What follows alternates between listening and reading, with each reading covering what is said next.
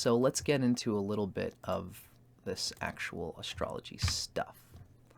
Now, the first thing I want to talk about, first on the chopping block here, is how the Indian astrologers have conceived of the 7 planets and what it means that the outer planets were not considered in the original Indian schema.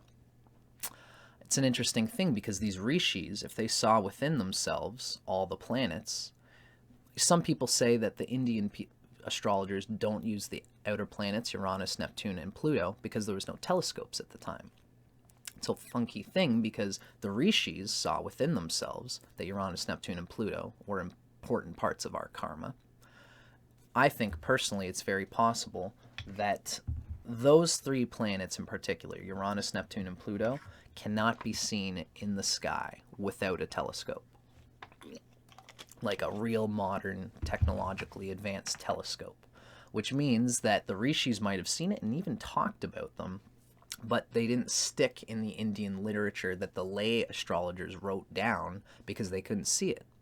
So the rishis might have talked about it, but the astrologers who were trying to understand what the rishis were saying couldn't quantify it, so it didn't stick in the literature. That being said, these are all important things to think about.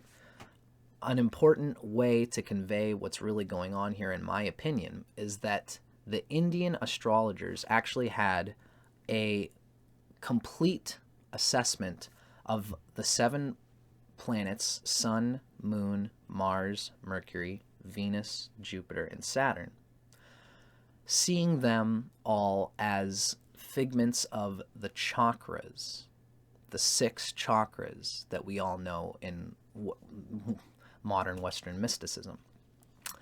And so the planets correlate to these chakras through the signs, as we're going to kind of see. And the outer planets are kind of like, almost like treated like the nodes in the Vedic consciousness that I am trying to integrate. In the sense that the chakras are there. We all have the chakras. If an outer planet is interacting with any of those chakras, there's an amplification, and it's a karmic signification of something important for that chakra. So the Indian astrology made a basic understanding of how our electromagnetic fields of our gross experience on Earth are being conducted through the 7 planets of the ancient world. These are the conductors of our gross electromagnetic field that we experience. Uranus, Neptune, and Pluto add a time-expanding, time-warping dimension of karma to those essentially gross parts of our koshas, of our energy field, of our electromagnetic field that we experience. So this is an important thing that I'm trying to convey. Now, what do we mean with this whole bit about the planets relating to the chakras? What's our knowledge there? Essentially, we know that the solstices are the big points of the sun moving across the sky in astrology. And between Cancer and Capricorn, the Earth is going through an annual certain change of its relationship to its own chakras. I'm going to try to clarify this a bit more, but essentially this is how the Vedic people think of it. I won't stick to this for too long, but I'm trying to show you the idea here. We can see Cancer and Aquarius were anciently ruled by Saturn, right? Now what's after Aquarius is Pisces. Pisces is also anciently ruled by Jupiter. So we can see Saturn rules the first chakra at Aquarius. Jupiter rules the second chakra at Pisces. Aries, Mars, rules the third chakra, the solar plexus, the fiery solar plexus at Aries. Venus rules Taurus, the 4th heart chakra. Mercury rules Gemini, the 5th chakra, the throat chakra. And then Cancer rules the Ajna chakra, the 6th chakra. Now, there is obviously, each of the planets has a male manifestation and a female manifestation, right? So Saturn rules Capricorn and Aquarius. Jupiter rules Sagittarius and Pisces. Mars rules Mars in Scorpio and Aries.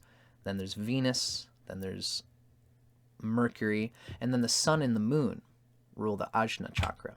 That's what's being shown here, right? Throughout, there's the winter solstice, and that's when the Earth is cooking its fruit chakra.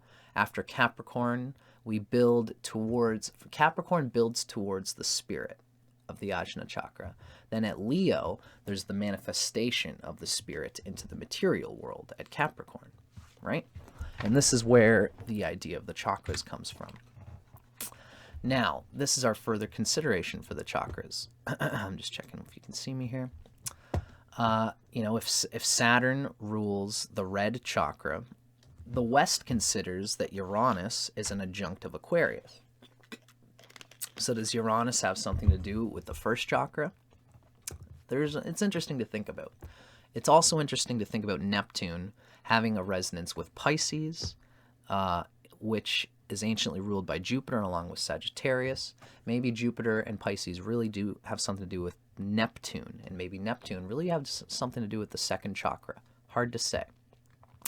Same thing with Pluto at the solar plexus, the Muladhara chakra, being related to Mars. Personally, I can't see Pluto having too much to do with the third chakra. So this is why my personal opinion is that these three outer planets are just completely outside the sphere of the chakras.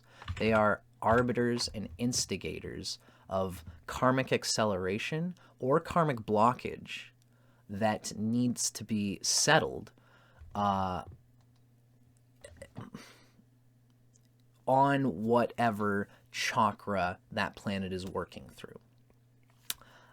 Which means that if Pluto is in the sign of Gemini, then Pluto is going to be amplifying the fifth chakra. And this is how the outer planets relate to the original 7 planets of the ancient world.